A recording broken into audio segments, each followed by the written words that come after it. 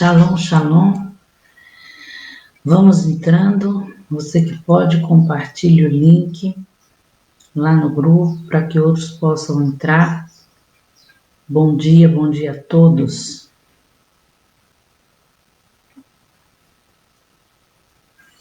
Vamos entrando. Hoje é aula de número 5, o Lamento de Jó.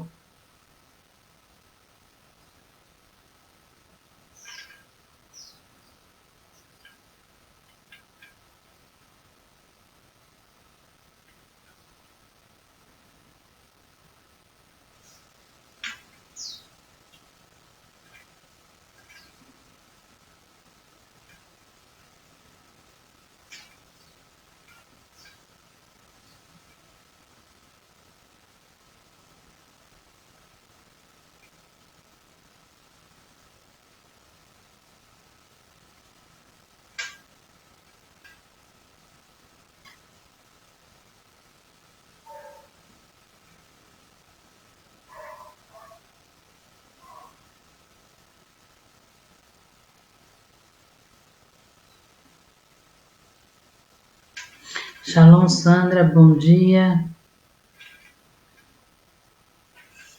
Vamos entrando.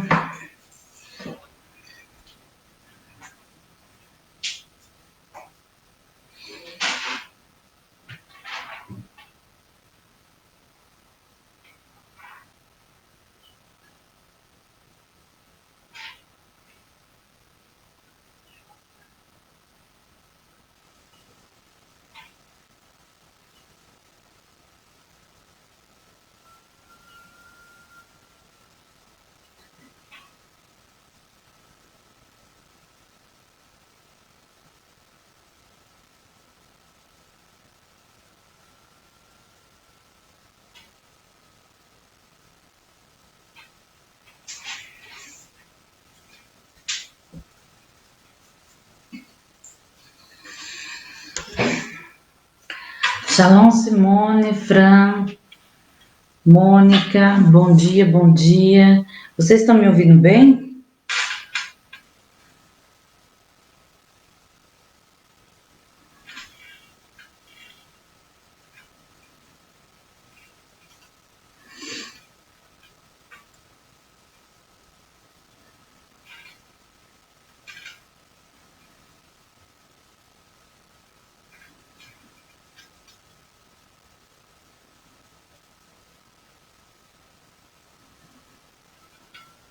Mandem o link lá no grupo para que outros possam entrar.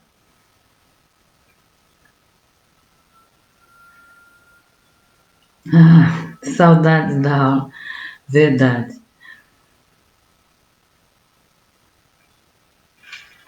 Irmãos, eu não estou em casa, portanto, a internet aqui é um pouco fraca, então talvez eu não consiga ver, ouvir vocês assim tão rapidamente como em casa.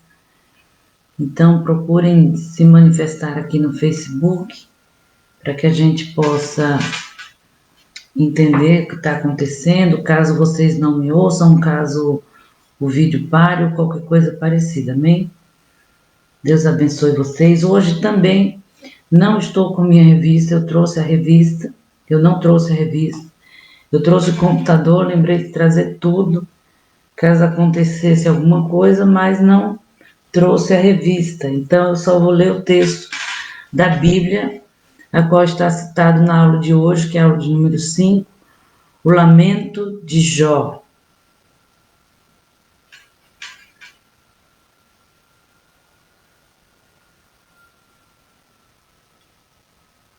Amém? Vamos lá? Tá faltando pessoas aqui. Simone, Fran, Mônica.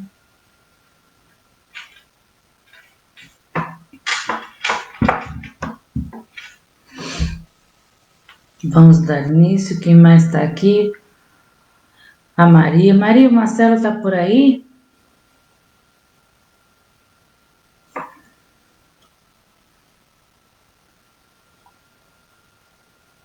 Amém, obrigada, Sandra. Marcelo, está faltando Marcelo, José, Maravilha, Ingrid. Onde está o povo? Onde está aquele povo barulhento? Onde está que não se vê nenhum irmão?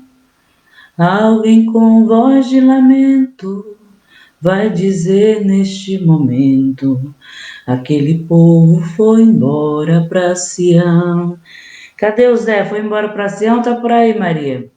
Marcelo, Maravilha, Eliane, Ingrid. Irmãos, acorda esse povo, porque o dia já raiou. Amém? Saudades, Maria. Saudades de vocês. Glória a Deus pela vida de vocês que já estão aqui. Mas está faltando algumas pessoas.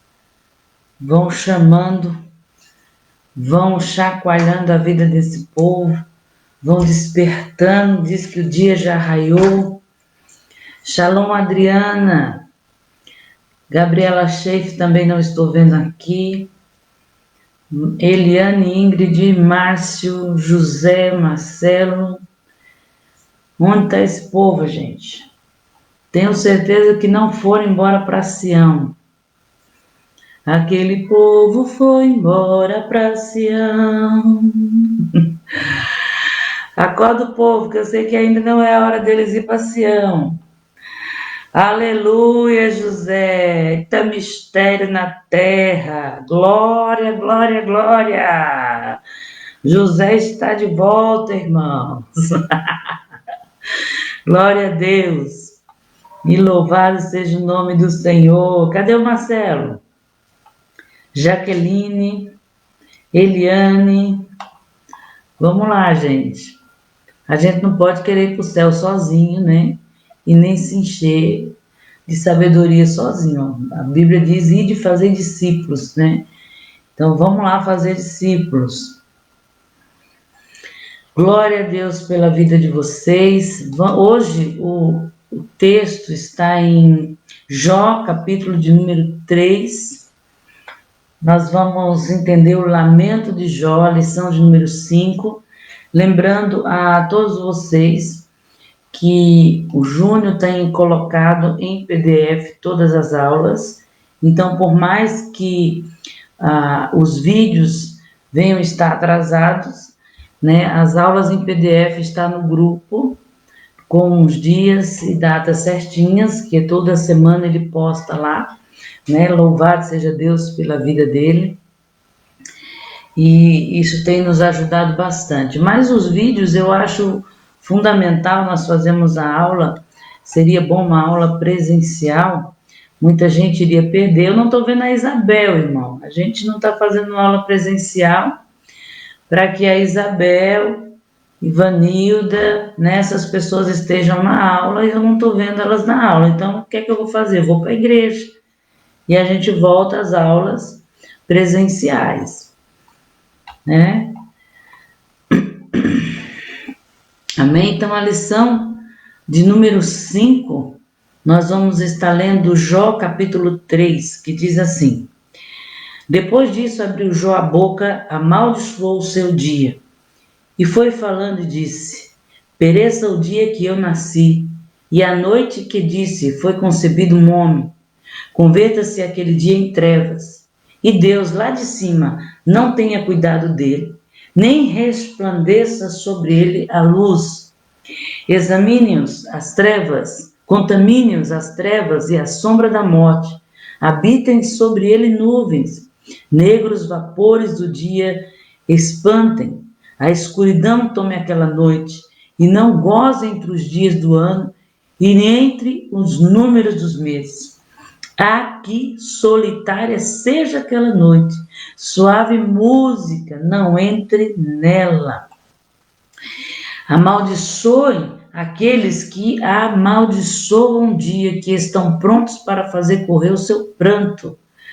Escureçam-se as estrelas do céu e do seu crepúsculo, que espere a luz e não venha, e não veja pestanas dos olhos da alva, porquanto não fechou as portas do ventre, nem escondeu dos meus olhos a canseira, porque não morri eu deste mal, e saindo do ventre não expirei, porque me receberam os joelhos, e porque os peitos que me amamentaram, porque já agora jazeria e repousaria, dormiria então, haveria repouso e paz para mim, com os reis e conselheiros da terra, que para si edificam casa nos lugares assolados, ou com os príncipes que tinham ouro e que enchiam suas casas de prata, como aborto oculto, como uma criança que nunca viu a luz. Ali os maus cessam de perturbar, e ali repousam os cansados. Ali os presos juntamente repousam, e não ouve a voz do exator. Ali está o pequeno e o grande, o servo fica livre do seu Senhor, porque se dá a luz ao miserável, a vida ao amargurado de ânimo, que esperem a morte, que esperam a morte, e ela não vem, e cavam em procura dela, mais do que tesouros ocultos, que a alegria saltam e exultam, achando na sepultura, porque se dá luz ao homem, cujo caminho é oculto, e a quem Deus o encobriu. Porque antes do meu pão vem o meu suspiro, os meus gemidos se derramam como água, porque o que eu temia me veio, e o que receava me aconteceu. Nunca estive descansado, nem sosseguei, nem repousei, mas veio sobre mim tamanha perturbação. É um texto que você diz assim, meu Deus, por que a Bíblia escreve esses negócios? Por que isso está aí? Né? Que texto lamentável, como que um homem justo, como que um homem de Deus pode escrever umas coisas dessas, né? A primeira coisa que a gente fala diante de um texto como esse, e a gente é muito cara de pau, né? A gente consegue falar como se nós não usássemos esse tipo de palavras com sofrimentos mínimos. Não precisa nem chegar ao sofrimento de Jó, mas com pequenos sofrimentos diários, muitos já desejaram a morte, com sofrimentos diários, muitos amaldiçoam o seu dia e até mesmo a sua vida, né? Quantas mães, por motivo algum, amaldiçoam seus próprios filhos? Parece que vai no automático, né? Sabe que não deve, mas faz. Quantas pessoas amaldiçoam o seu próprio trabalho, né? E todos os dias nós andamos, né, nesses lamentos, né, nessas emoções, como se estivessem passando por tão grande miséria como Jó passou. E eu vou deixar bem claro, nós não chegamos nem a um terço, vamos dizer assim, nem o caminho que Jó trilhou, nós chegamos perto. Tenho certeza que você nunca passou por tamanho sofrimento como o desse homem, né? Então nós vamos entender hoje o lamento desse homem, como que a Bíblia ela nos mostra e como que ela recebe o lamento de um homem. Jó, ele interrompeu o seu silêncio, o seu lamento, e ele começou a se lamentar após 7 dias, que ele veio com um lamento do fundo da sua alma, e nesse lamento ele mirou o dia do seu nascimento, né? Através de 16 perguntas, desabafou tudo o que sentia naquele momento. Então, nessa aula nós vamos estudarmos 3 das indagações de Jó. Por que nasci? Por que não nasci morto? Por que ainda continuo vivendo? Por tão pouco, queridos, por tão pouco, nós desistimos da obra de Deus, desistimos de servir a Deus, desistimos de estar na casa de Deus, desistimos de fazer as coisas para Deus.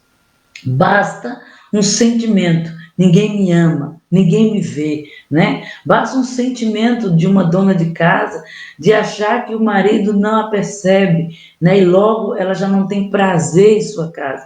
Por tão pouco, nós nos manifestamos de uma forma tão rebelde, né? Quando, na verdade, a única coisa que Deus espera é que nós venhamos responder para Ele. E nós, diante do nosso sofrimento, diante das situações contrárias e adversas, nós precisamos responder para Deus. E muitas vezes, nessas situações, nós não respondemos para Deus. Shalom, shalom a todos que estão entrando.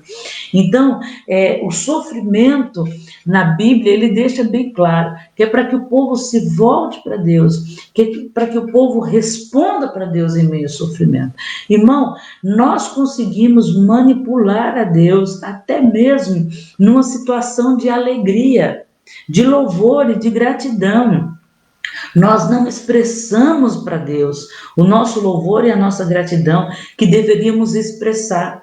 Nós não colocamos diante de Deus a gratidão e a alegria de sermos cuidados por Deus. No sofrimento, nós também deveríamos, da mesma forma que na alegria nós, eu quero louvar a Deus. E muitas vezes a gente não faz isso, a gente deixa para amanhã, deixa para depois, e o tempo vai passando. Mas eu tenho que contar um testemunho, eu tenho que fazer alguma coisa, porque Deus fez isso por mim, e a gente consegue empurrar com a barriga aquilo que nós deveríamos estar fazendo há muito tempo. Se na alegria, no louvor, nós não respondemos para Deus, quanto mais no sofrimento. Mas a Bíblia deixa bem claro que nós precisamos responder para Deus em meio ao sofrimento, e há um galardão, irmãos, quando nós respondemos para Deus da forma certa. Então, nós temos como base hoje essa escola dominical. Como eu disse, eu não estou com a revista, terminei esquecendo, porque eu não esperava, ficar aqui, mas eu falei, vou levar o computador para uma necessidade, caso aconteça alguma coisa. Então, terminei trazendo a aula, mas não trouxe a revista. Mas nessa aula nós temos como base o capítulo 3 do livro de Jó, que nós lemos. Jó capítulo 3, Jó desejou intensamente a morte. Quem nunca desejou a morte por muito menos, né? Tenho certeza que você não perdeu nenhum filho, nem 10 filhos, nem perdeu toda a sua casa, nem tudo que tinha, e nem o sangue aperta para sair da sua pele, e a sua pele está dura ao ponto de você sentir dores em todo o seu corpo, ao ponto de você não dormir dia e noite. Eu tenho certeza que você não está passando esse sofrimento. Eu tenho certeza que não tem nenhuma bactéria em sua pele que está te incomodando de dia e de noite ao ponto de você não ter descanso nem na alma e nem no espírito. Eu tenho certeza disso. Mas muitas vezes nós passamos por pequenas situações que muitas vezes nós mesmos criamos. Não foi o outro que criou, não foi a igreja, não foi o patrão. Nós mesmos criamos situações em nossa mente e somos movidos pelas nossas emoções. Paulo diz que o sofrimento, ele vai lapidando o justo, né? E vai tornando um peso de glória na vida dele. Porque ele vai no sofrimento, nas situações contrárias e adversas, é onde Deus vai nos trazendo equilíbrio, não somente emocional, mas um equilíbrio espiritual, para que possamos responder para Deus da forma certa. Mas Jó, ele deseja a morte, e ao desejá-la, ele teve um objetivo de dar fim a um ciclo de sofrimento a qual ele estava passando. Ele não desejou tirar sua vida, ele não desejou um suicídio, ele desejou dar fim ao seu ciclo de sofrimento, talvez amaldiçoando o dia do seu nascimento. Contudo, apesar de desejar morrer, ele não buscou a morte, né? Então, o que a Bíblia deixa bem claro com isso? É normal passarmos por um momento de tão profunda angústia, tão profunda dor, ao ponto de desejar morte. Deus não vai te punir por isso, Deus não vai te matar por isso, não vai pesar a sua mão por isso, porque a Bíblia, ela deixa bem claro e ela compreende o sentimento do homem. O que importa é a forma que você responde para Deus em meio ao sofrimento, né? Mesmo diante do mais terrível sofrimento, Jó, ele não ousou entrar numa jurisdição que pertence somente a Deus. Ele indiretamente nos transmite uma mensagem que o único que pode decidir acerca do início e do fim da vida é o próprio Deus. E indiretamente ele deixa bem claro essa mensagem. O livro de Jó, ele é muito rico, né? Muitos veem esse livro como uma poesia, mas ele tem explicações dos sonhos, explicações para o sofrimento, ele tem explicação para a vida cotidiana de um homem comum, né? Por mais que ele seja rico ou pobre, ele mostra a mão de Deus. Então, o livro de Jó, ele é rico em conhecimento, né? Então, no ponto de vista de Jó, se Deus era a causa da sua vida, ele deveria também ser a causa da morte. Agora, no ponto de vista da Rosângela, no ponto de vista da Gabi, da Isabel, aí da Eliane, de todos vocês que estão na sala, eu pergunto para você, no seu ponto de vista, Deus, se ele é a causa da tua vida, ele deve ser também a causa da sua morte? Jó capítulo 2, verso 10 diz assim: pois se dele vinha o bem, também deveria vir as provações. O nosso problema é que a gente criou um Deus na nossa cabeça e que nos satisfaz e que nos dá prazer, que nos dá vida boa e que ele tem que estar servindo a nossa vida como se fosse um escravo, nos dando do bom e do melhor. E Deus não é esse cara a qual nós criamos em nossa mente. Ele simplesmente é Deus. Se você vai o seguir, louve a Deus pelo livramento de você ter decidido servir a Deus. Porque a Bíblia diz que um dia todos perecerão. A Bíblia diz que um dia virá o grande juízo. Após a morte não existe graça, não existe misericórdia. Após a morte existe Cristo. Será que você vai reconhecer a face dele quando esse dia chegar? Então, queridos, é um privilégio você poder ter conhecido a Deus e estar com ele. Não importa se no sofrimento ou se na alegria. Mas nós criamos a imagem de um Deus que deve sempre estar nos abençoando. E quando não recebemos bênçãos, quando não estamos bem psicologicamente, é porque Deus está pesando sua mão, é porque Deus não está conosco. Nós precisamos entender que Deus, ele garante a morte ao homem, pois o homem, ele precisa dessa paga para viver depois. O próprio Paulo vai dizer isso. Nós devemos nos alegrar com isso, porque se Cristo ressuscitou, nós também ressuscitaremos com ele. Paulo vai dizer que se Cristo não tivesse ressuscitado, não haveria motivo da pregação do nosso evangelho. Então a morte, ela garante ao homem essa paga que veio por meio de Cristo. Colossenses capítulo 2, 14, diz que ele pagou o preço rasgando a cédula que era contra nós. Então o homem, ele tem que dar a sua vida. E quando o homem ele dá a sua vida a Deus, Deus ele se levanta com a própria vida, que é a vida de Cristo, para restaurar a vida desse homem. Então a morte não é nada mais, nada menos que a certeza que seremos pagos pelo próprio Deus. Por isso, nós devemos estar em Cristo enquanto vivemos. Por isso que mesmo que venha o sofrimento, mesmo que venha dor, mesmo não importa o estado emocional que você se encontra por conta das situações, nós precisamos estar em Cristo. Porque a morte é a certeza que seremos pagos pelo próprio Deus, né? E nós olhamos a morte como o fim de todas as coisas, onde na realidade a morte é o começo da redenção e das coisas preparadas para aqueles que nele esperam, né? Como eu já falei aqui, Deus poderia ter condenado o homem. E por não ter condenado o homem teve a morte, né? O diabo foi condenado. Ele foi destituído da sua glória, das suas vestes, ele perdeu a sua identidade espiritual e foi condenado eternamente e será lançado no lago de fogo eternamente. Não existe volta. Então, por isso que ele tem um alto poder destrutivo. Ele vai destruir, destruir, destruir, porque ele está se autodestruindo. E assim seria o homem se não tivesse a morte.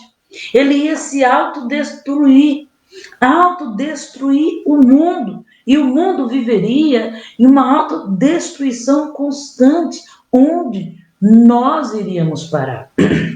Então Deus, por conta do pecado lá no Éden, no princípio, Deus ele dá um limite ao homem e dá um limite ao diabo de agir na vida do homem. E o limite que Deus dá ao diabo de agir na vida do homem é a morte. Por isso que Jó, ele deseja não ter nascido, ele deseja, né, que seja amaldiçoado o dia do seu nascimento. Então, Deus, ele não condena o homem para que lá na frente, quando Cristo nasceu e morreu naquela cruz por nós pudéssemos ter essa defesa maravilhosa chamada Cristo. Nós pudéssemos ter aquele, como diz Colossenses 2,14, aquele que pagou as nossas dívidas, rasgando a célula que era contra nós e encravando na cruz. Então você precisa entender, se os pensamentos maus tentam te afastar de Cristo e da igreja gloriosa de Cristo, é porque o diabo está querendo autodestruir você, ele está querendo condenar você. Então, em nome de Jesus, lembre-se que existe um Deus que colocou limites a este inimigo. E um dia ele virá para restaurar todas as coisas. Então Deus, ele não condenou você como condenou o diabo. Ele deu a você a morte, para que através da morte você ganhasse a Cristo, aquele que vive e ordena sobre todas as coisas. Paulo diz, um dia nos levantará e o nosso corpo será erguido novamente e transladado, levado com ele e transformado em um corpo de glória. E a Bíblia vai dizer que até o mar devolverá os seus mortos. Dos quatro cantos da terra, a terra vai ter que devolver os seus mortos, porque o grande dia da ressurreição dos mortos chegará e o nosso Cristo nos levantará mais uma vez, e aqueles que morreram em Cristo serão levantados para a glória eterna. Não mais para uma glória passageira, não mais para uma glória que passa, mas uma glória eterna. E muitas pessoas, irmãos, não compreendem o que Deus fez. E no meio da morte, da perda dos filhos, né? Jó poderia ter dito, maldito Deus, tirou meus filhos, que Deus é esse? Não. Ele disse, amaldiçoou o dia do meu nascimento. Eu não deveria ter nascido para passar por isso. Por isso o homem tem que ser guardado, irmão. Se o homem não for guardado por meio da morte, se o homem não morrer, não haveria limites para o pecado, não haveria limites da ação do diabo na vida do homem. Então Deus precisa guardar o nosso corpo através da morte, para que depois, como disse Paulo, todos nós venhamos ser levantados novamente em corpos de glória, ressuscitados com Ele, em um piscar de olhos, todos estarão com eles, aleluia. Por isso nenhum homem, irmão, por meio da morte também, nenhum homem prevalece contra Deus. né? Você já foi no velório, as pessoas têm facilidade de se converter. Num velório, as pessoas têm facilidade de se voltar para Deus. Quando elas veem o estado de morte daquela pessoa, ela sai daquele lugar pensativo e cuidando mais da sua vida. Salomão vai dizer, é melhor, né, ir para um velório do que ir para uma casa festiva. Os sentimentos e a cabeça do cara sai diferente quando ele vai para um velório, né? Por quê? Porque a morte, ela nos guarda do agir do diabo, e nenhum homem prevalece contra Deus quando está diante da morte, né? O mais ateu, o mais duro de coração, em meio ao perigo de morte, a primeira pessoa que ele vai clamar é o nome de Deus, ou seja, ninguém prevalece contra Deus. Redenção da vida é a única coisa que adquirimos após a morte. E muitas vezes, irmão, nós cristãos temos medo de morrer. Então o sofrimento é para que o homem se manifeste para Deus. E Deus precisa de uma manifestação humana para agir na nossa vida. Não adianta você querer que Deus faça um milagre na sua vida, se não houve uma manifestação. Não adianta você querer que Deus cumpra maravilhas em sua vida, se não houve uma manifestação na sua vida.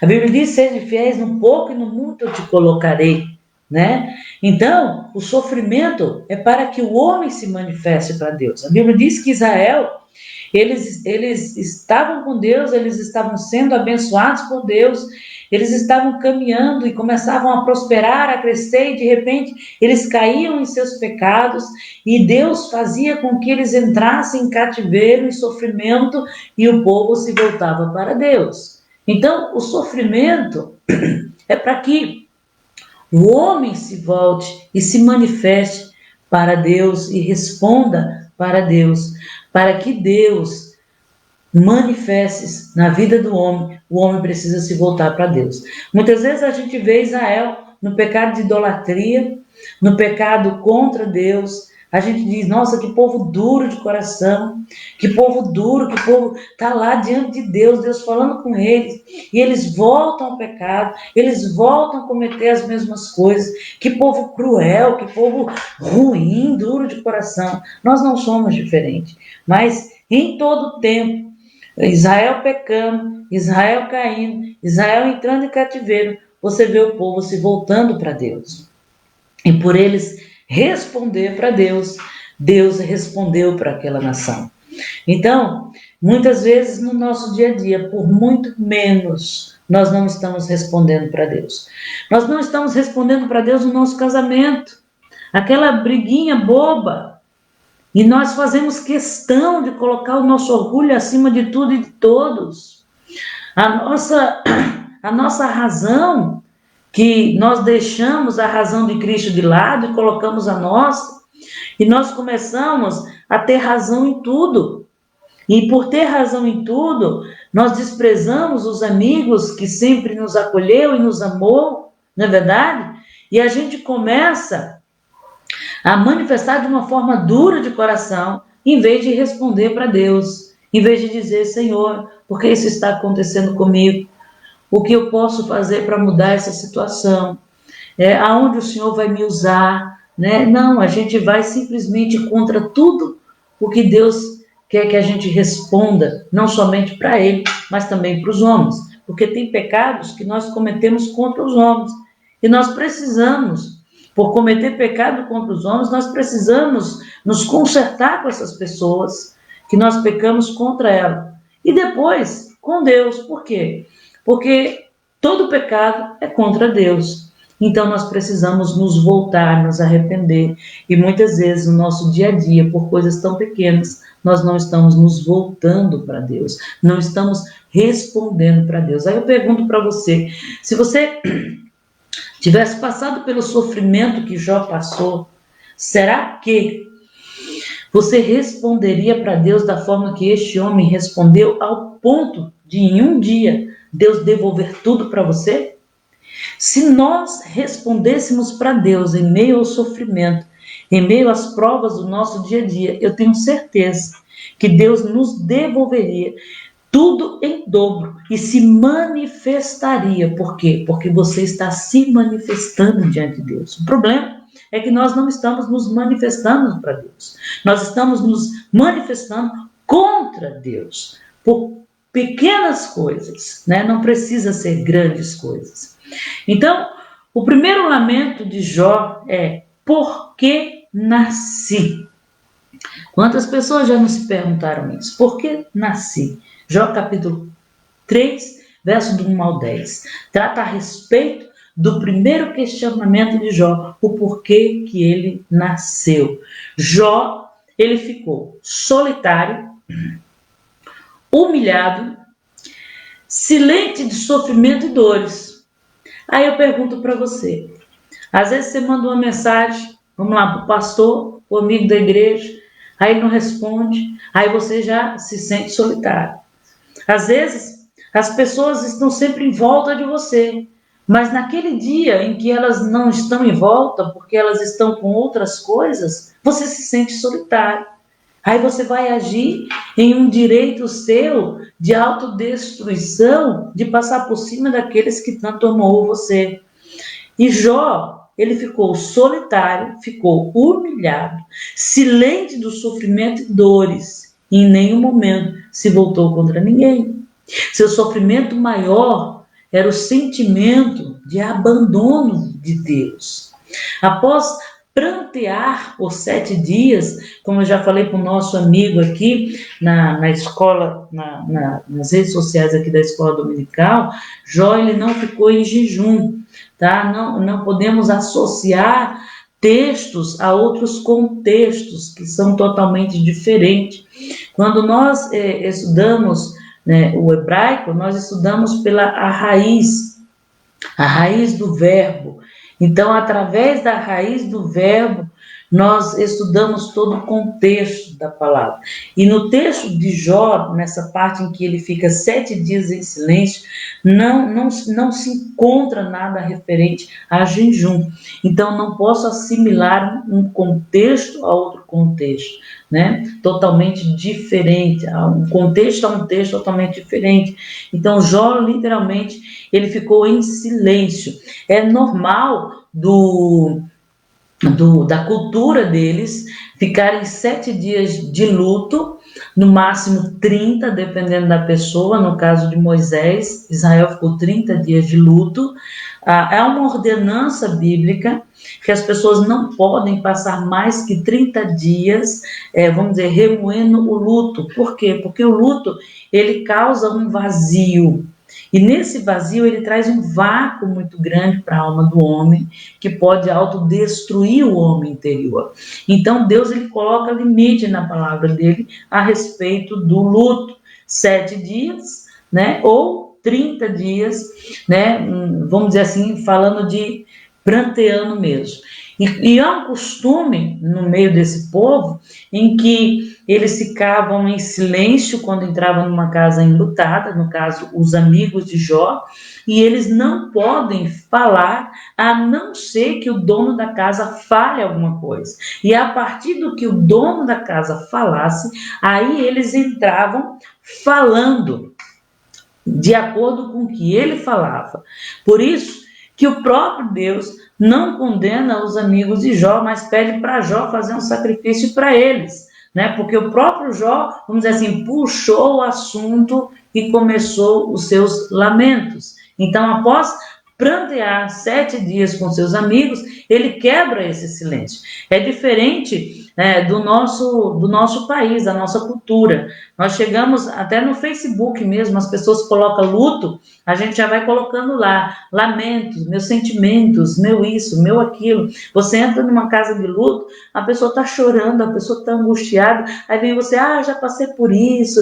Então, assim, a cultura judaica e do Oriente Médio é totalmente diferente da nossa cultura, né? Eles só podem falar alguma coisa quando o dono da casa, o anfitrião, fala. Então, a partir do que ele fala, as pessoas vão falar. Por isso que a Bíblia deixa bem claro que Jó interrompe o seu silêncio falando esses lamentos. Ele amaldiçoou o dia do seu nascimento e ele começou o seu lamento maldizendo o dia que ele nasceu e o porquê de sua vida e dos seus sofrimentos.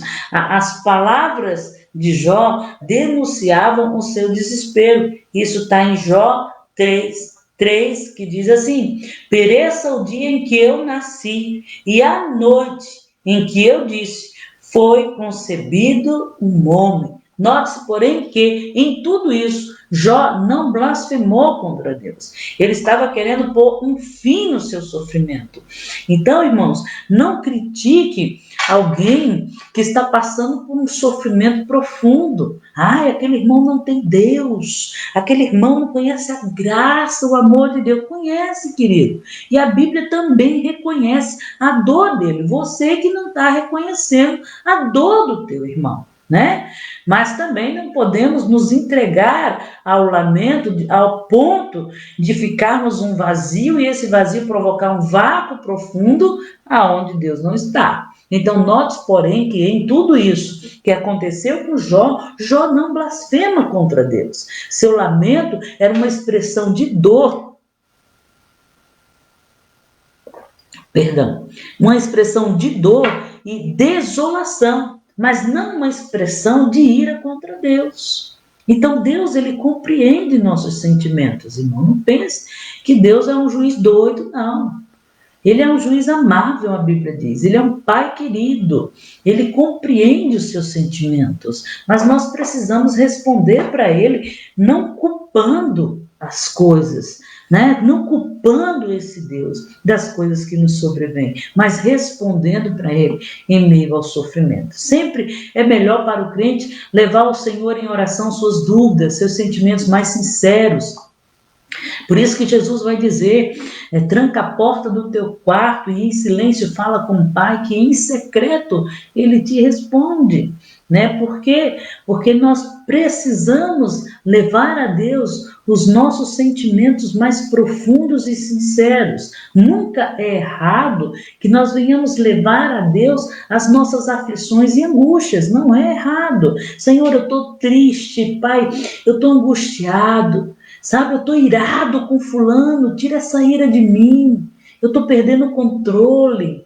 Senhor, acontece muito comigo, quando eu percebo que eu estou muito agitada por não parar, isso geralmente acontece quando eu não paro por muitos dias. Então eu fico muito agitada. E eu começo a perceber sentimentos de ira, de irritação, e eu paro, eu falo, Deus, me ajuda a tirar esse sentimento de mim, porque eu não estou conseguindo controlá-los. Então nós precisamos levar para Deus as nossas angústias e os nossos sofrimentos, a fim de invocar a compaixão de Deus. Isso na Bíblia se chama súplica. Nos originais hebraicos, você levar as suas aflições e angústias para Deus são súplicas, né? O profeta Jeremias também expôs seus sentimentos diante de seus conflitos. Você vê Elias, Jeremias, Ezequiel, você vê Jó, você vê o próprio Cristo expressando sentimentos de dor e de angústia, e nem por isso deixarem de ser homens e mulheres de Deus. Jeremias capítulo 20, versos 14 ao 18, ele diz assim: maldito o dia que eu nasci, não seja bendito o dia que a minha mãe me deu à luz. Isso, Jeremias, maldito o homem que deu as novas ao meu pai, dizendo, nasceu um filho, alegremos-nos com isso grandemente. Ele amaldiçoou o dia do seu nascimento também, né? Diante do seu sofrimento. O próprio Cristo indagou na cruz, Deus meu, por que me desamparaste? Isso está descrito em Mateus 27, versículo 46. Por que muita gente diz, né, que Deus deu as costas para Cristo? porque os pecados da humanidade inteira estavam sobre ele, né? Irmãos, não vamos colocar um texto que não existe na Bíblia. Vamos pegar os contextos da Bíblia e entender por que Deus deu as costas para ele. Né? Mateus 27:46. Meu Deus, por que me desamparaste? Era um sofrimento profundo de Cristo na cruz. Era uma dor terrível em sua alma, ali em seu espírito, em seu corpo. Né? Por que Deus deu as costas? Porque Deus respirou a dor de Cristo. A Bíblia deixa bem claro que ali foi como um altar de sacrifício. E se você vê lá no templo, quando os sacerdotes estavam no altar de sacrifício, quando eles queimavam o incenso, Deus respirava o incenso como aroma suave e agradável. E quando Deus respira, ele respira a dor de Cristo. Então Deus, ele dá as costas, porque ele sente aquela dor. O meu emocional, irmãos, nós precisamos entender isso, que o meu emocional não afeta a Deus, nem as atitudes que ele toma relacionado ao meu respeito. O teu emocional não vai afetar a Deus, não vai mudar a posição de Deus soberano que Ele é e nem aquilo que Ele tem que fazer na sua vida. Tem pessoas que acham, né? Tem pessoas que até clamam isso, não, tem que estar com a toalhinha, tem que estar chorando, tem que estar, né, fazendo aqueles prantos na presença de Deus. Esse tipo de emocional, irmão, não move o coração de Deus. Né? Às vezes a gente peca, né? Eu vou dar um exemplo comum, e a gente chega na casa de Deus com aquela cara de coitado, né? Ai, Deus, me perdoe, cara de coitado. Deus não quer saber da cara de coitado de quem peca. Deus sabe que o pecado, ele te acusa e te julga. Ele quer que você tire o jugo do pecado e entregue para ele o jugo pesado e receba dele o jugo que é suave. Ele quer que você tome uma atitude. Ele não quer que você fique se lamentando. Né? Então, o meu emocional não vai afetar a Deus. Jó, ele levou a Deus um nível de confiança pelo Espírito, porque existem níveis de confiança na Bíblia. E o nível de confiança que Jó levou a Deus foi um nível de confiança pelo Espírito. Existem níveis de confiança na Bíblia, e um dos níveis de confiança na Bíblia é o nível de confiança pelo caos. O povo só se lembra de Deus quando estão sendo destruídos. Né? Como eu estou num estado de vida ou morte, né? Isso acontece muito nos leitos da UTI, não tem como eu negar a Deus. Eu vou aceitar Jesus, querido. São níveis, por isso que é muito importante a capelania hospitalar. É muito importante nós visitarmos os enfermos, porque existem níveis de confiança na Bíblia que nos leva a Deus e não tem como nós negarmos a Deus. Né? A pessoa diz, eu não confio em Deus, passa a vida toda, não acredita em Deus, não confia em Deus, e de repente sobreveio uma enfermidade, coloca no leito e agora ele não tem como negar a Deus. Então, é um nível de confiança que a Bíblia fala e nos coloca para que nós não sejamos destruídos. Aí você encontra a grande misericórdia do nosso Deus. Que Deus é esse, irmãos, que nos leva a níveis de sofrimento para que nós venhamos aprender e estar confiando nele. Em certos níveis de sofrimento, não tem como você negar a Deus. Por isso, né, que as pessoas dizem, minha mãe, meu pai estava morrendo e antes de morrer ele aceitou Jesus. Claro que vai aceitar. São níveis de confiança que não tem como negar a Deus e que a Bíblia deixa isso bem claro. Mas o nível de confiança que Jó nos traz aqui, né, é um nível de confiança pelo Espírito. Esse nível de confiança pelo caos, todas as vezes que eu passo por situações de perigo, eu vou me voltar para Deus. Né? Por isso que pessoas vivem oscilando dentro da igreja. Elas estão em um nível de confiança por estarem bem.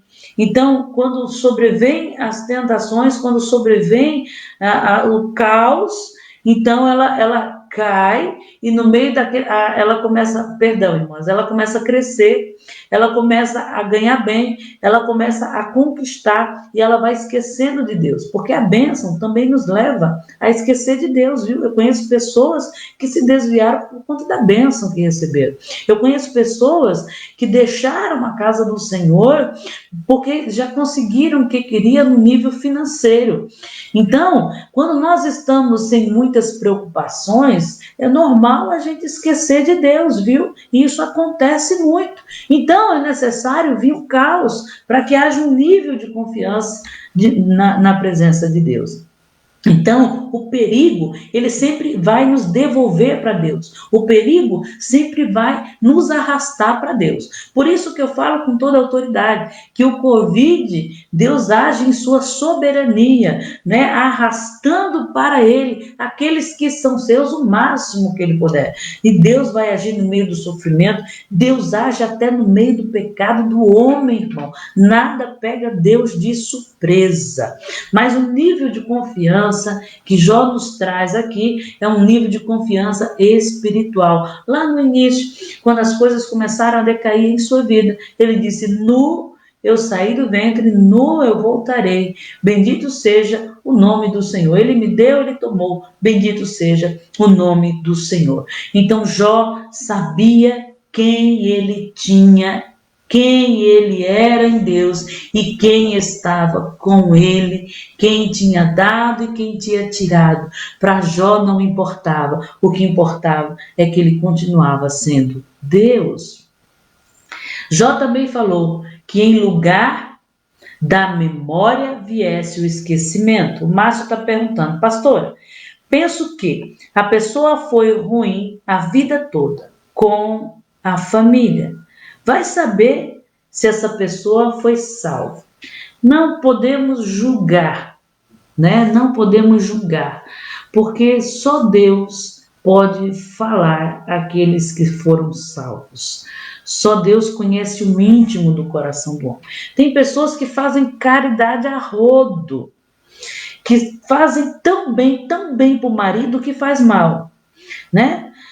Tem pessoas que acham que estão sempre fazendo bem, agradando, e na verdade elas não estão, né? Tem mulheres que o marido está se destruindo no vício e ela ainda faz sopinha, ela ainda vai abraçar e dizer: meu bem, sabe? Tipo assim, eu não posso brigar com ele. Não, irmãos, nós precisamos instruir. Se eu ver uma pessoa se enfiando nas drogas, eu não vou alertá-la de que ela está morrendo? Então, muitas pessoas não passam a vida toda brigando no casamento, mas também não estão se importando com a vida dos seus por conta da dureza do coração dessa pessoa. Não está nem aí se a pessoa foi salva ou não. O que importa é que ela está bem, é que ela não tem sofrimento. O que importa é que o casamento dela é perfeito. Irmãos, nós não podemos associar um casamento perfeito, uma vida boa, com um casamento sem conflitos. Porque se há conflitos, há um impacto no nosso caráter. Então, nós precisamos... Então, Márcio, não tem como eu dizer sim ou não, porque só Deus sabe o que ele moldou no caráter daquelas pessoas durante aquela vida. Se não conhece a Jesus e não respondeu para Deus, provavelmente não vai ser salva, né? Porque a Bíblia diz: se eu não tenho Cristo hoje, pela graça e pela misericórdia de Deus, quando eu morrer, não vai ter graça, não vai ter Espírito Santo, não vai ter misericórdia, eu vou estar de frente com o próprio Cristo. E aí? Né? Então vamos lá, que em lugar da memória viesse o esquecimento, né? Esse também foi um dos lamentos de Jó. A maldição de Jó que ele proferiu foi uma maldição não contra Deus. Ele desejou jamais ter nascido. Ele caiu no pessimismo, que é a ideia que a própria existência é o mal, né? Então ele precisava morrer, né? Então Jó estava lutando, irmãos, emocionalmente, fisicamente e espiritualmente, em uma miséria profunda. Ele se encontrava em uma miséria profunda. Pense em um sofrimento emocional, físico e espiritual. Muitas vezes O nosso sofrimento não é nem físico e nem espiritual. É um emocional passageiro por conta de pensamentos que vêm em nós. E nós atribuímos contra Deus e contra aqueles que estão do nosso lado. E Jó, ele lutou contra esse sofrimento emocional, físico e espiritual. E em nenhum momento blasfemou contra Deus. Deus, ele não se importa com as suas emoções, com as emoções que você eleva a ele. Deus, ele não se move pelas necessidades que nós temos. Ele se move pelo seu reino e o que você faz através do dom que é a fé que ele colocou em você. Aí você diz, pastora, não me diga isso. Deus não se move pelas minhas necessidades. Deus não se move pelas minhas emoções. Não. Deus não é inconstante, sendo levado pelo vento como nas ondas do mar, que diz que o homem é por conta das suas emoções. Se Deus fosse levado pelas nossas emoções, irmãos, nós não estaríamos vivos. Porque por conta das nossas emoções, nós não sabemos o que queremos. Nós não temos um equilíbrio emocional, muitas vezes. Que é isso que Paulo pede quando age uma mudança de mente. Nós precisamos nos conhecer e ter um equilíbrio emocional e usar a nossa fé em Cristo Jesus. O que move Deus não são as necessidades. Jesus deixou isso bem claro. Quando você for orar, não fica usando de vãs repetições, né? Não fica colocando quais suas necessidades, porque o Pai que está nos céus conhece as tuas necessidades.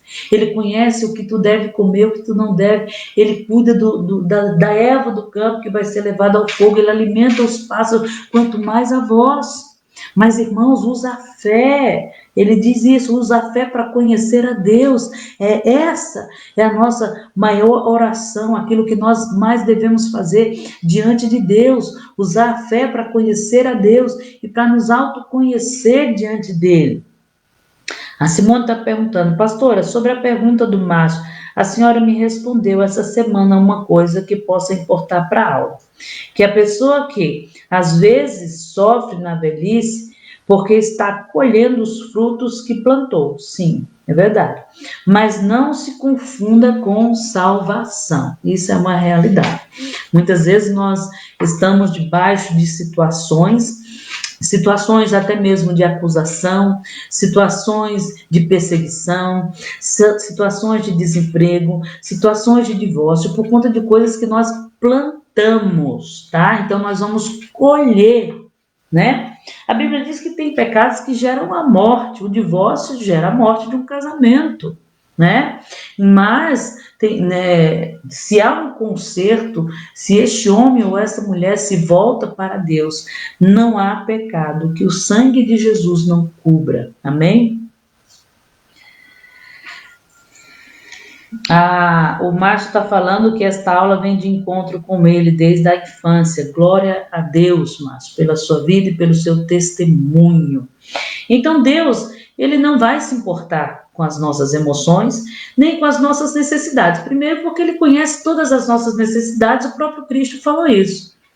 Ele diz que nós não podemos nos mover pelas nossas emoções porque ele sente o cheiro da nossa dor, da nossa ira e etc. Mas nós devemos nos mover pelo seu reino através da fé, né? Então, muitos conseguem chegar a Deus com uma emoção escondida, que não consegue expressar, né? Tem pessoas, irmãos, que às vezes está na igreja e ela chora, mas chora muito, e você diz, nossa, como fulano tem o coração quebrantado. Não, às vezes ela está chorando porque ela não quer deixar o pecado mesmo. E ela sabe o quanto ela é dura de coração e não vai deixar, mas quer deixar, mas não deixa. É um Judas, vai ser condenado pelo que amou, né? Judas, ele era ganancioso, a ganância dele o condenou. Cristo não o condenou, o diabo não podia condenar porque ele estava em Cristo, mas a ganância dele o condenou. E tem pessoas que estão assim na presença de Deus, com suas emoções escondidas, não conseguem expressar o que realmente sente para Deus. E por isso não há uma mudança, né? Nós conseguimos, irmãos, manipular Deus como Adão fez. Se esconde em uma folhinha, fabrica para si umas vestes de folhinha, e quando Deus se aproxima, ainda tenta manipular a situação, dizendo: Deus, é que o fulano, cicrano, beltrano, Deus, eu não aguento mais. Você já fez essa oração? Ah, Deus, fulano presta, cicrano presta, e olha o que está acontecendo comigo, Deus. Pai, em nome de Jesus, eu não suporto mais a perseguição no meu trabalho. Muda a oração. Deus, como que eu devo agir diante dessa situação? Como que eu devo agir com fé? Como que eu devo agir como reino de Deus nessa terra? Eu preciso mudar a situação. E a tua palavra diz que aonde eu pisar a planta dos meus pés, eu vou prosperar. E eu quero pisar a planta dos meus pés da minha casa, e eu quero prosperar por essa situação. Como que eu faço? Eu quero resolver isso em Deus. Então Jó, ele nos mostra o sofrimento de um homem voltando e todas as suas emoções sendo levadas para Deus. Por isso que Deus responde para Jó. Irmãos, todos os sentimentos mais profundos de Jó são levados a Deus. O nosso problema é que nós levamos os nossos sentimentos de dor mais profundo para a vizinha, né, para o papagaio da vizinha, e papagaio repete tudo que ouve, né? Aí depois o mundo todo está sabendo da tua vida, né? A gente repete a dor para tantas pessoas e não colocamos diante de Deus as nossas emoções, né? Pega tudo aquilo, ó Deus, eu estou sentindo ira, porque o que eu passei hoje, não gosto da situação, não sei mudar essa situação. Eu queria morrer, Deus, literalmente eu queria morrer, porque eu não sei o que eu faço. Mas muitas vezes a gente está, que marido é esse que o Senhor me deu? Que vida é essa que o Senhor me deu? A gente está orando completamente o contrário daquilo que nós deveríamos estar fazendo. Então, Jó, ele responde para Deus e eleva para Deus todas as suas emoções. Então, as coisas espirituais na vida de Jó se encaixam perfeitamente na mente dele. Por quê? Porque o justo sabe quem ele é em Deus. O justo sabe o que ele carrega dentro dele. E o que ele carrega é o poder do Espírito de Deus por meio da sua graça. Adão, ele colocou nome em todos os animais, porque ele sabia o que estava dentro dele. E o que estava dentro dele era o Espírito de Deus governando com ele. Quando nós fingimos nossas emoções diante de Deus, não conseguimos nada com Deus. A Bíblia vai deixar bem claro que tem pessoas que têm um coração contrito, um coração arrependido, mas tem outros irmãos, como Judas, que chorou, jogou as moedas de prata, como se estivesse arrependido, mas não estava arrependido. Ele estava com a consciência pesada. E tem pessoas que chegam a Deus com a consciência pesada, chegam ao pastor com a consciência pesada e não com arrependimento, né? Por isso, nós precisamos entender a forma que nós chegamos a Deus e como nós estamos respondendo para Deus. Uma coisa que você deve entender: o que está dentro de você é o Espírito Santo de Deus. Quando nós fingimos as nossas emoções diante de Deus, nós não conseguimos nada. O Tiago vai dizer que nós usamos de vãs repetições, não sabemos pedir e não adquirimos nada em Deus, né? Então, quando nós fingimos as nossas emoções diante de Deus, nós não estamos conseguindo nada com Deus. Não adianta você chorar, espernear, pular, gritar na presença de Deus. Deus não vai se mover. Deus vai se mover quando você agir por fé. Quando você agir por fé. Irmãos, a carne aumentou absurdamente. E eu estava até falando ontem para os irmãos, né, contando um testemunho, eu disse, gente, eu estava com R$30 e eu pensei, eu vou comprar uma carne moída, que a gente faz uma carninha moída, e o que sobrar eu compro uma coisinha amanhã. Quando eu cheguei no açougue, que eu peguei 1 quilo de carne moída, deu R$28, foi embora todo o dinheiro. Eu disse, meu Deus, o que nós vamos fazer? E eu fiz aquele almoço com aquela carne, eu disse, pai, essa é a última carne. Eu não sei como que nós vamos comprar amanhã. Então, eu não quero me desesperar por isso. E no mesmo dia veio um irmão e trouxe muitas e muitas carnes ali. e ao ponto dos meninos, sabe, fazer igual Israel fez no deserto, comer codorniz até sair pelos dentes, né? De tanta alegria, carne que nunca comemos na vida, e a gente se alegrou ali, disse só Deus para escolher o melhor, para dar o melhor para os seus filhos, né? Então, não adianta nós ficarmos fingindo emoções, nós precisamos, irmãos, responder para Deus em fé. A Bíblia permite e reconhece os teus sentimentos de dor, tá? Ela não vai negar isso, ela reconhece. Portanto, Deus não encontrou culpa em Jó, porque Deus reconheceu os sentimentos de dor de Jó. Ele reconhece a sua dor, porque em nenhum momento ele blasfema contra Deus ou contra o que Deus tinha dado para ele. Por isso que Deus não encontra culpa em Jó. A Simone está falando, pastora, nesse caso do perdão, qual a diferença de consciência pesada e arrependimento? Porque pensava que consciência pesada já demonstrava que sabemos que fazemos coisa errada e nos arrependemos. Não adianta termos uma consciência pesada, reconhecer os erros e não nos voltarmos a reconstruir ou consertar o erro, né? Muitas pessoas, a pessoa fica com a consciência pesada, mas amanhã ela faz de novo, e de novo, e de novo, e ela não tem culpa nenhuma dentro de si, ela só sabe que fez coisa errada.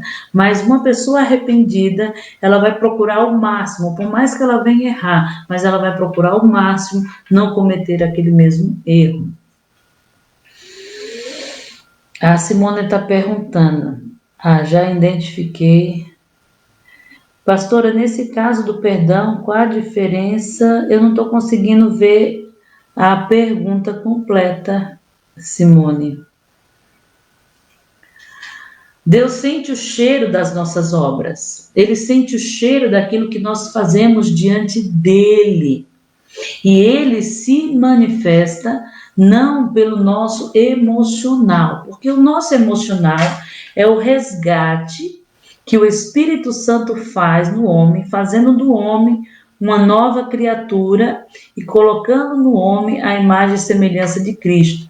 Quem trabalha no nosso emocional é o Espírito Santo, através da nossa alma, com ação permissiva nossa. A nossa alma vai levando o agir do Espírito Santo às nossas emoções mais profundas e ele vai levando cativo os gatilhos que nos levam a pecar e errar e assim por diante.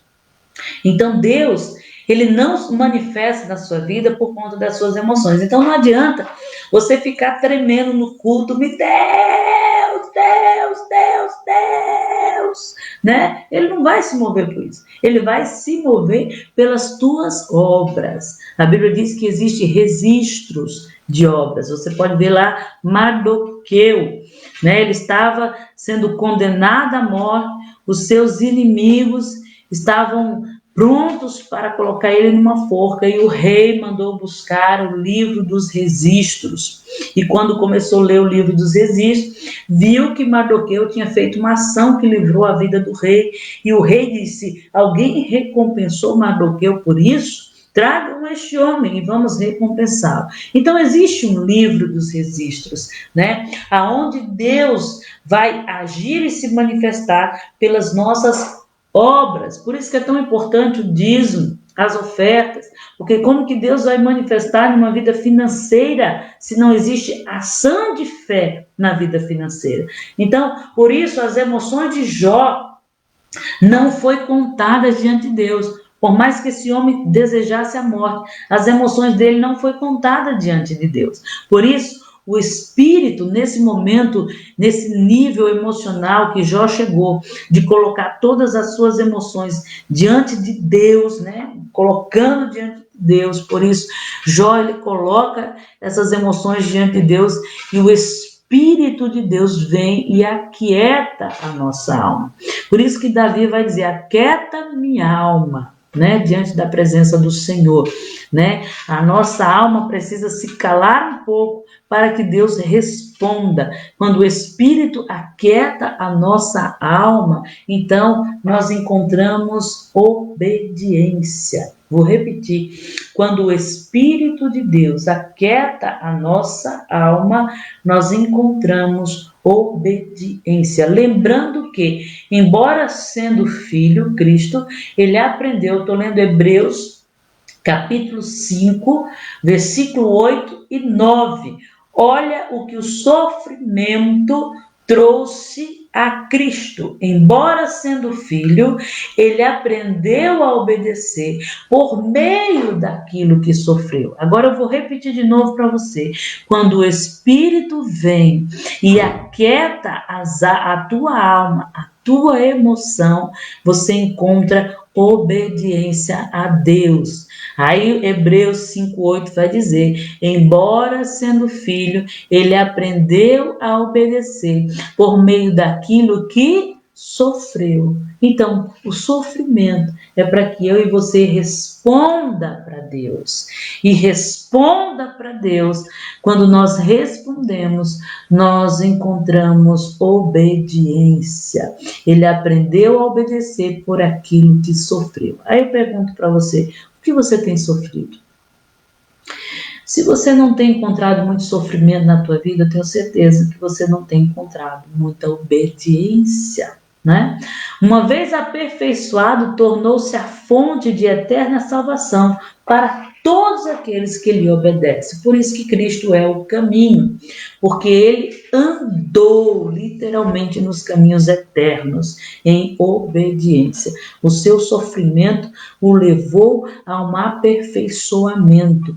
Por isso que é tão importante o sofrimento, quando passamos por situações difíceis e nós nos elevamos a Deus e começamos a colocar aquele sentimento diante de Deus.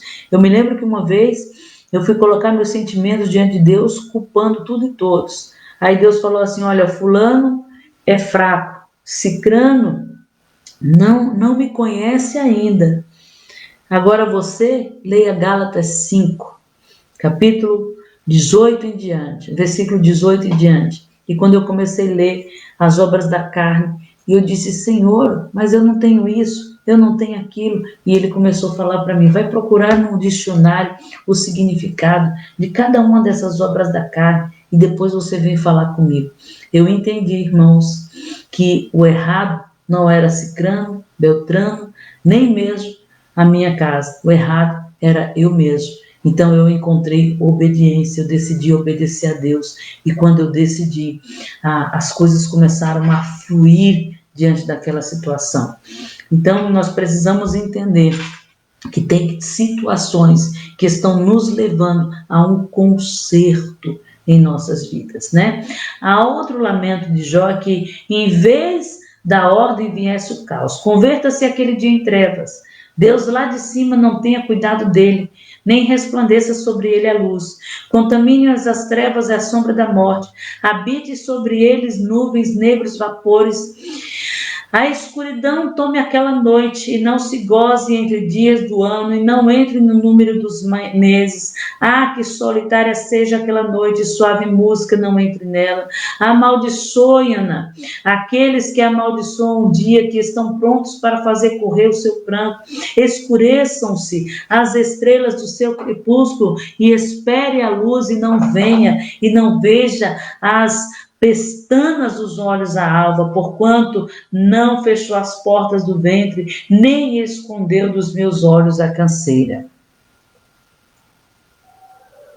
Jó, completamente desfigurado, sentindo-se abandonado por todos, inclusive por Deus, embora reconhecesse a soberania de Deus. Ele passou a desejar que a sua existência fosse eliminada. Jó, ele não blasfema contra Deus, mas ele não aceita seu sofrimento. Nós fazemos o contrário. Nós blasfemamos contra Deus e aceitamos o sofrimento. Eu conheço um monte de gente que guarda o sofrimento para si e depois tem que fazer cura, libertação, aquela coisa toda. Irmão, perdoa, né? Mas Jó, ele fez o contrário. Ele não blasfemou contra Deus por não aceitar o seu sofrimento e não aceita seu sofrimento. né? O segundo tópico vai falar do segundo lamento de Jó, que ele diz, por que não nasce morto? Em Jó 3, 11, 19. O patriarca questiona por que não morreu ao nascer. Aqui Jó, ele exalta a morte como um estado que o cansado repousa, ou seja, ele reconhece o estado do justo após a morte. É um lugar de descanso, de paz, de estar guardado em Deus. Estão tanto pequeno como grande, não importa que tipo de homem morreu, mas ele está lá guardado, pequeno ou grande, servo livre de seu Senhor.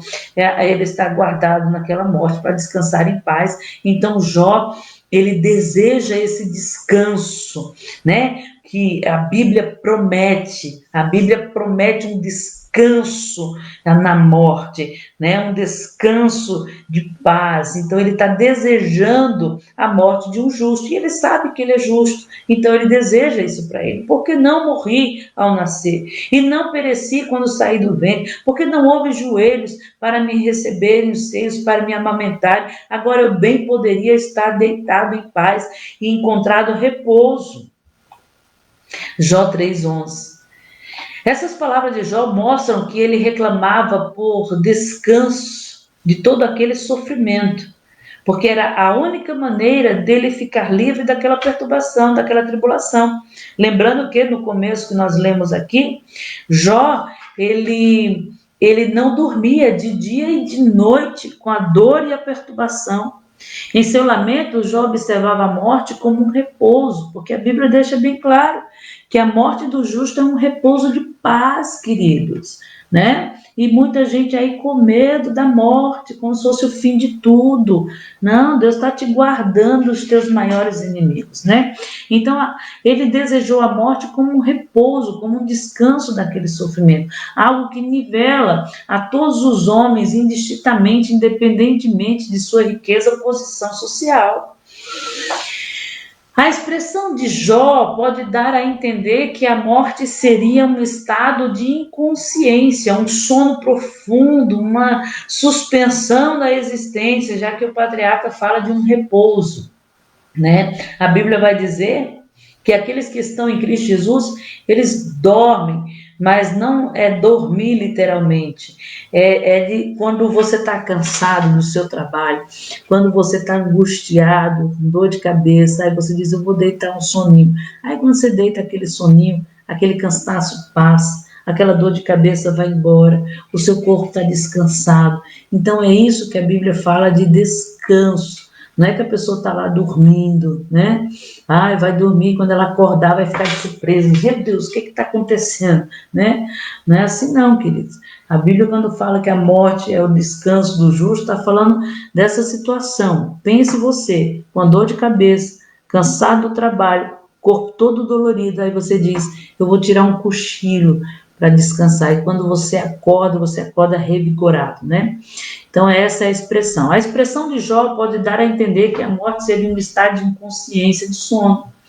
Contudo, aqui também o patriarca traz uma importante lição sobre a verdade bíblica a respeito da morte. A morte é um repouso, sim, é um descanso, sim, mas não uma suspensão da existência, que é o que eu acabei de explicar, né? Você não vai deixar de existir, vai ficar lá morto, né? Sem saber de nada que está acontecendo, de repente você acorda, meu Deus, já passou todos esses anos e eu aqui, não.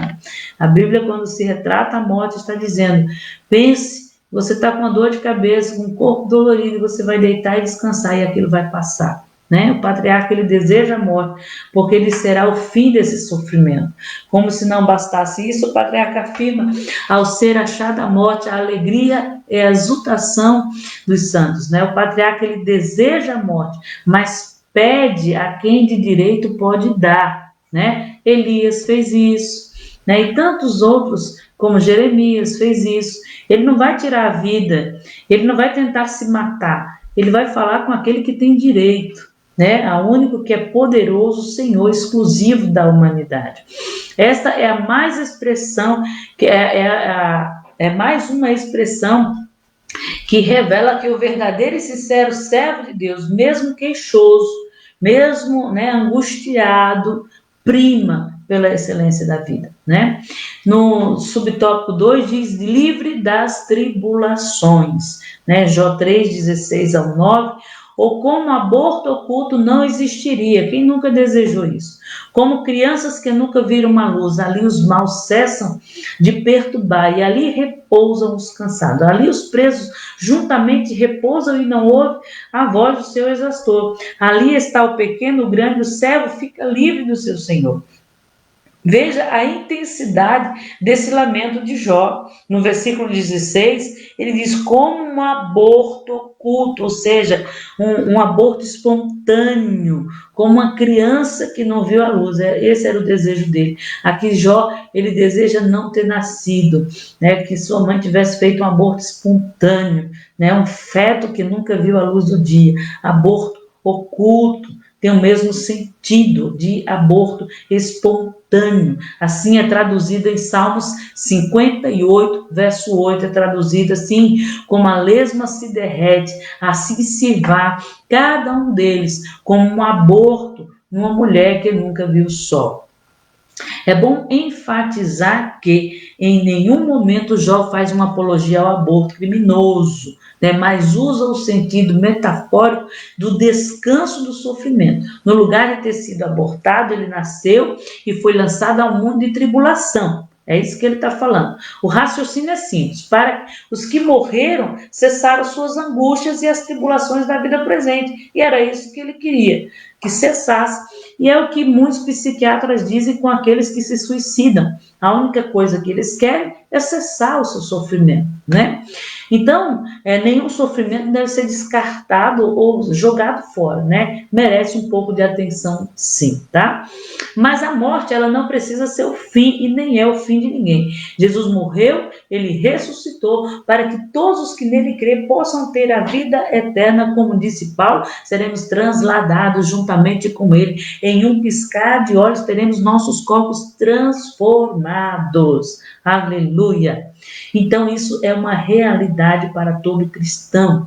A morte não é o livramento e o fim do homem. Muitas pessoas se matam e querem a morte porque elas acham que a vida delas vão acabar ali, e não é verdade.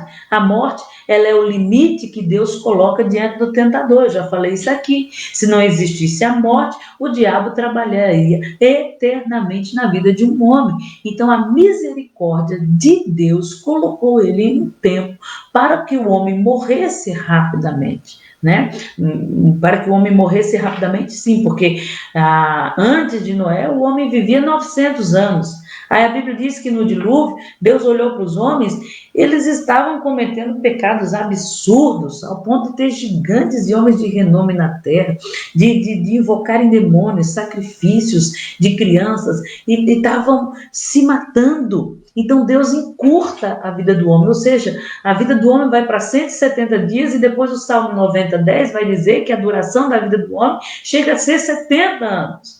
Porque Deus dando limite, o homem precisa morrer rápido, porque senão ele vai se destruir. Então, Deus ele coloca um limite, Deus dá a morte ao homem, não a condenação. Já falei isso aqui em outras aulas, pois somente pela morte vem a redenção do corpo.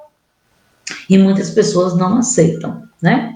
1 Tessalonicenses 4:13-14 diz assim: irmãos, não queremos que vocês sejam ignorantes quanto aos que dormem, para que não se entristeçam como os outros que não têm esperança. Pelo amor de Deus, irmãos, tenham esperança. Se cremos que Jesus morreu e ressurgiu, cremos também que Deus fará isso em nós e naqueles que dormem. Então, ou aqueles que dormiram, em outras traduções. 1 Tessalonicenses 4:3, Paulo está dizendo: há uma esperança, queridos, e essa esperança é que a morte de Cristo não foi a coisa mais primordial, mas o primordial da vinda de Cristo na terra foi a sua ressurreição em seu corpo, porque ele foi a primícia de todos aqueles que dormem. Então logo todos nós que morreremos com ele também seremos ressuscitados com Ele. Essa é a grande esperança. Amém? Então, o cristão ele deve estar consciente de que a fidelidade a Deus não é a garantia de que ele não passará por aflições, dores e sofrimentos. Muitas pessoas confundem isso. Ai, Senhor, eu varri a igreja, eu limpei a tua casa, eu arrumei as lâmpadas, Deus, eu pintei, eu fiz não sei o quê, e eu estou passando por isso, Deus, né? Então, entenda uma coisa e tenha consciência disso, que a tua fidelidade a Deus e o teu amor a Deus não é a garantia de que você não vai passar por aflições, por dores e por sofrimentos. Vai chegar dias que você vai precisar passar por situações, porque Deus precisa moldar o teu coração relacionado a pessoas. Deus quer te deixar independente e você está muito dependente de pessoas. Então Deus tem que trabalhar em algumas situações que vai causar um pouco de dor em você. Mas você precisa entender que Deus está agindo em tudo e em todos. Filipenses 4, 11 e 12 diz assim: sei que o que passar necessidade, eu sei o que é passar necessidade, isso é Paulo falando. Eu sei o que é passar fartura. Aprendi o segredo de viver contente em toda e qualquer situação, seja bem alimentado, seja com fome, tendo muito ou pouco, eu sei o que estou passando. Devemos entender que a realidade da morte e da pequena duração da vida é um fator importante para que sejamos fiéis a Deus. Esta realidade faz com que sejamos mais humildes e assim venhamos a aceitar o senhorio de Cristo, né?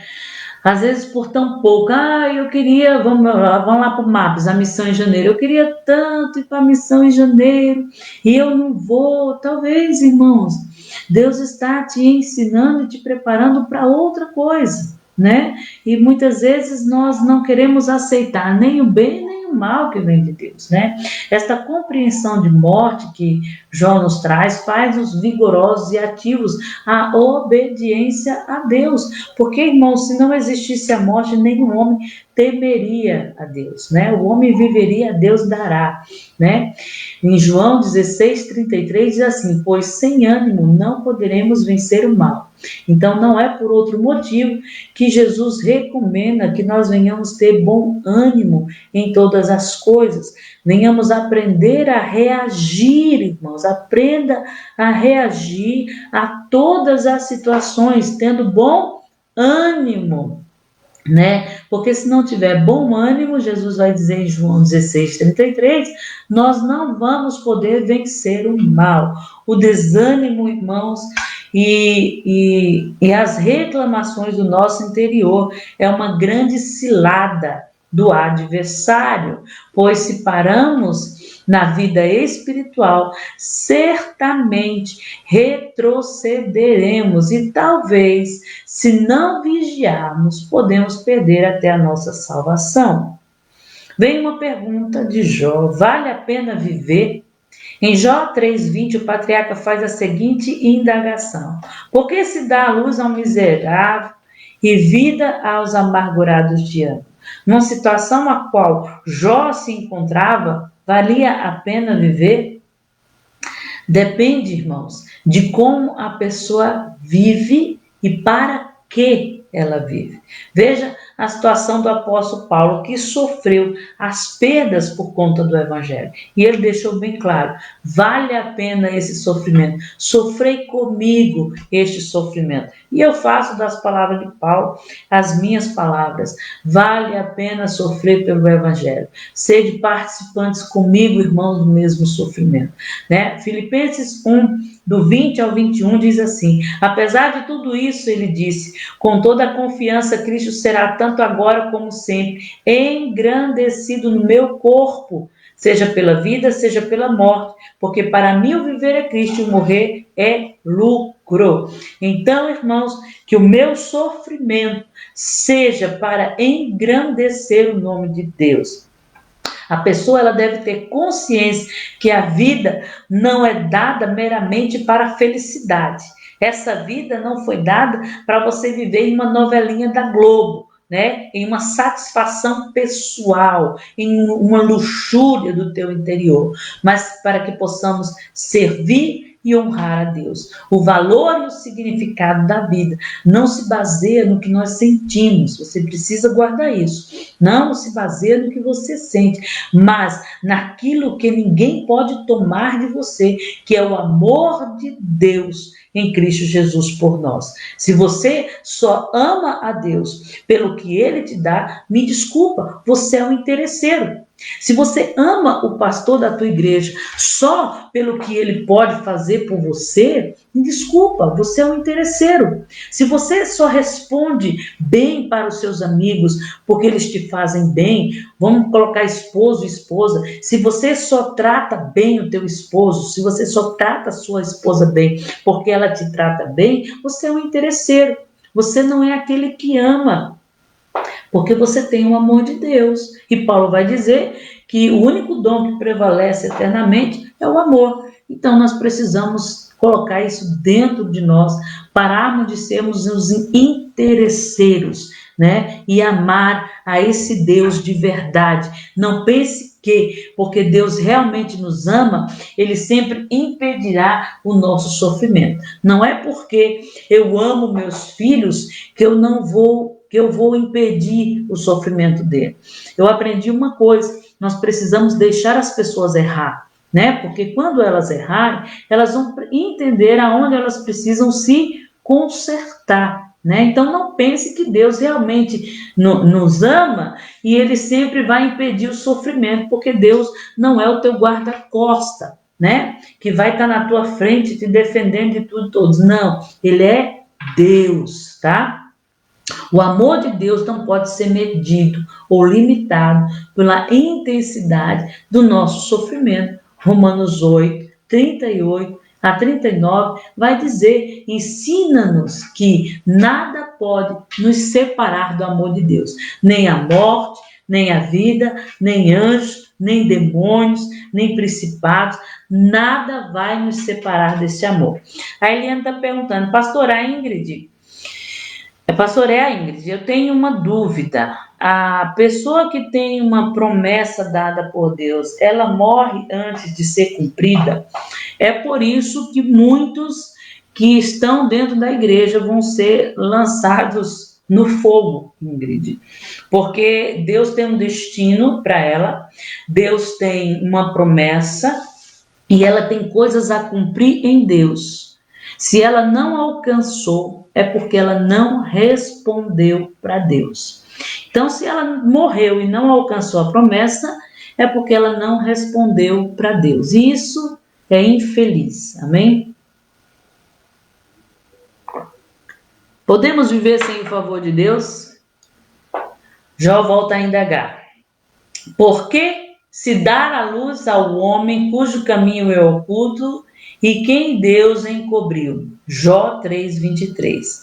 Porque antes do meu pão vem o meu suspiro, e os meus gemidos se derramam como água. Jó 3:24.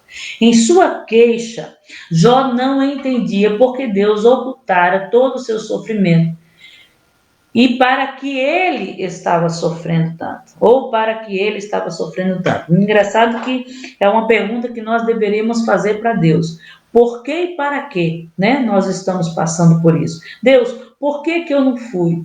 Para que eu não fui? Talvez, eu me lembro de uma vez que minha mãe pediu para o meu irmão não viajar com os amigos e ficar em casa cuidando do meu irmãozinho pequeno.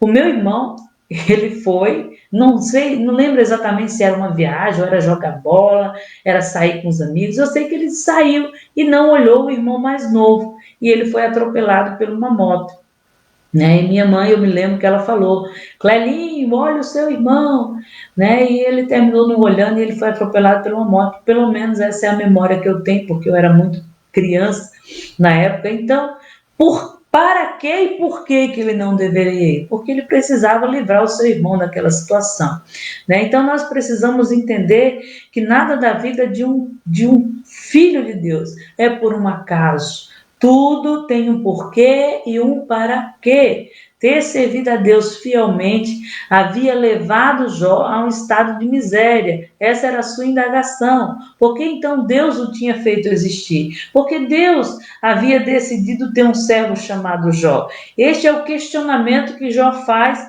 e que se achava no direito de ter acesso a todos os segredos e propósitos de Deus. Né? Ele tinha o direito, ele tinha o acesso a Deus porque ele era um homem justo. E ele estava ali para ver todos os segredos e propósitos de Deus. Em sua miséria, Jó, ele esperava a morte, que seria como um tesouro a ser procurado. Em Jó 3:21 vai dizer que esperam a morte e ela não vem, e cavam em procura dela mais do que tesouros ocultos, que a alegria saltam e exultam, achando a sepultura. Né? Essas são as perguntas e indagações de Jó, mas mesmo isso que Jó tanto indaga a respeito da sua vida foi negado a Jó. Deus não respondeu para Jó, porque o propósito de Deus é que o justo viva. Deus poderia ter ouvido a Jó, ter tirado a vida de Jó. Deus poderia ter ouvido os lamentos de Jó e ter cessado o sofrimento de Jó, mas Deus não fez isso. Esse pedido de Jó, de que a alegria e o exultamento, a sepultura se achasse, a alegria viesse por meio da morte, isso foi negado para Jó. Por que foi negado? Porque é um propósito de Deus que o justo viva para testemunhar os feitos de Deus. É um propósito de Deus que você viva, irmãos, para que você seja testemunha daquilo que Deus faz na vida de um justo. Né? Então, o sofrimento de Jó não tinha fim, a perturbação veio sobre ele continuamente, sim, mas Deus não tirou a vida dele, porque Jó ia ser uma testemunha daqueles que respondem para Deus. Ele não teve qualquer oportunidade de experimentar descanso, sossego ou repouso, apesar de ser um homem excelente na terra, apesar de ser um homem justo, de todos os seus tempos a qual ele viveu ali. Ezequiel 14:14 vai dizer assim, ó: ainda que estivesse no meio dessa terra 3 homens, Noé, Daniel e Jó, pela sua justiça eles livrariam apenas as suas almas, diz o Senhor. Ou seja, está mostrando a grandeza desses homens, né? Então, Jó era um homem excelente, mas apesar de ser um homem excelente e justo, ele não ficou livre do seu sofrimento. Jó tinha um dom, irmãos. Ele tinha um dom de se santificar a Deus. E se santificar é um dom também. E Jó, ele continuava sendo um simples homem. Ele era um servo de Deus, né? Será que, irmãos e irmãs, nós hoje também podemos rechear a nossa vida de porquê e responder para Deus da forma que Jó respondeu? Será que as nossas indagações têm sido tais como possa consolar-nos pelo próprio Deus? Será que, irmãos, nós estamos respondendo para Deus ao ponto de Deus descer em um dia só mudar a nossa história? Eu vejo o exemplo de Jó, cuja estatura espiritual é bem maior que a nossa, e ele não obteve resposta quando ele orava pedindo a morte. Ele não obteve a resposta que ele almejava. Os céus ficaram de bronze, como diz, os céus ficou em profundo silêncio no meio do sofrimento de Jó. E em nenhum momento ele disse, não valeu a pena servir a Deus. Em nenhum momento ele disse, não, eu não acredito que eu fiz tudo isso para quando eu precisar Deus se virar para mim. Não, ele em nenhum momento Jó fez isso. Né? Então, aprenda com Jó. E por mais que os céus estejam em silêncio, não significa que Deus não vai mudar a tua história. Né? A fala do Senhor veio para Jó em meio a um redemoinho. De dentro do redemoinho, o que isso significa?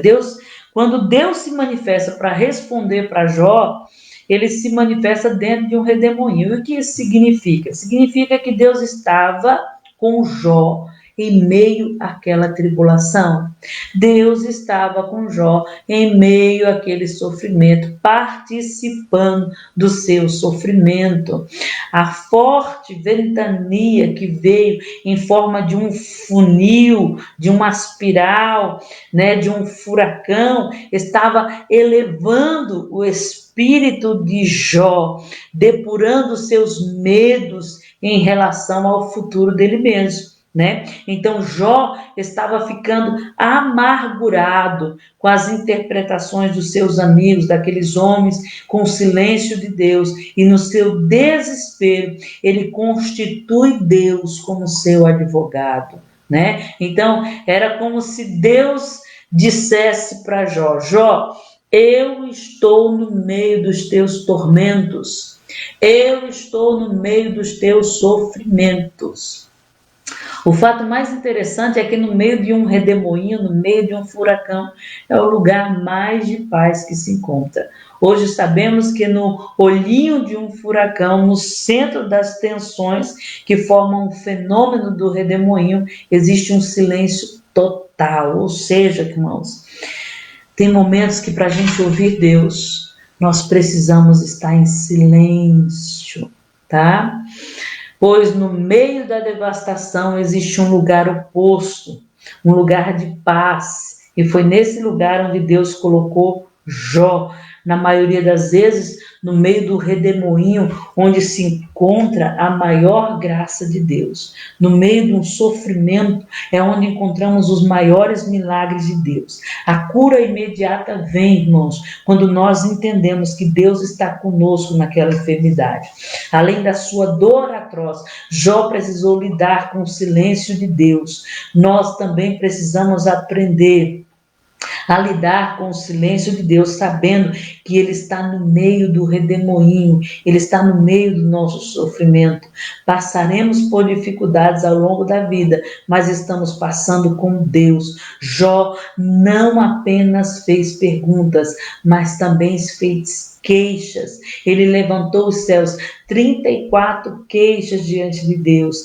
Pensou que a mão de Deus estava esmagando a sua vida. Irmãos, Efésios 6, 10, 13 diz: a nossa luta não é contra a carne, nem contra o sangue, nem contra é contra principados e potestades, é contra os dominadores deste mundo tenebroso e contra as forças espirituais da maldade.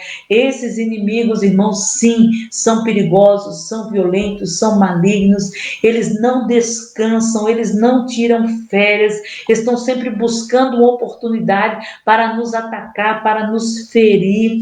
Aqueles, porém, que foram arrancados das potestades de Satanás, resgatados da casa do valente e trasladados para o império do Filho do seu amor, para o império das luzes, estão assentados agora com Cristo Jesus nas regiões celestiais, estão protegidos por eles, coberto com uma armadura de Deus, seguros na mão de Cristo. Nós estamos assentados com Cristo, nós estamos com as nossas armaduras, nós estamos em lugares celestiais, mas isso não significa ausência de luta. Enquanto estivermos neste mundo, viveremos num campo minado, num território encharcado de profundas tensões espirituais. Por isso, Jó, mesmo sendo um homem piedoso e o mais devoto da sua geração, não ficou imune dessa batalha. Diante de tudo isso que nós vemos, é preciso caminhar com equilíbrio. O caminho da sabedoria e da maturidade é olhando para onde Cristo vive. Paulo deixou isso bem claro.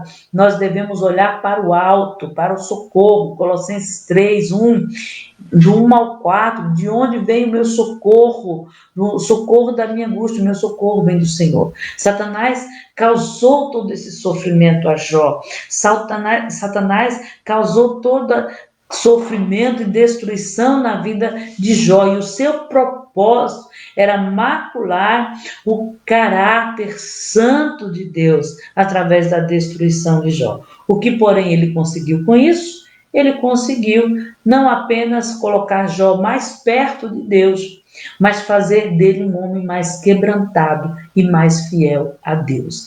Teus sofrimentos te arrastam para Deus. A cura vem quando nós entendemos o que está dentro de nós. E Jó, ele entendeu o que estava dentro dele. Amém, irmãos? Deus abençoe vocês. Eu espero que essa aula tenha edificado a vida de vocês e que vocês sejam abençoados ricamente com essa palavra. Deus abençoe. Fiquem com Deus. Amém?